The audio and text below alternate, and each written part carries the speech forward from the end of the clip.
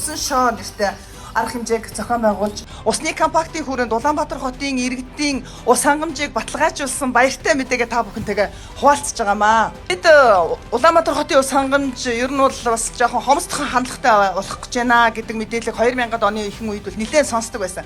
Тэгвэл өнөөдөр энэ асуудлыг усны компактын хүрээнд Монгол Улсын засгийн газар, Америкийн нэгдсэн улсны мянганы сорилтын корпорацтай хамтран шийдэж чадлаа.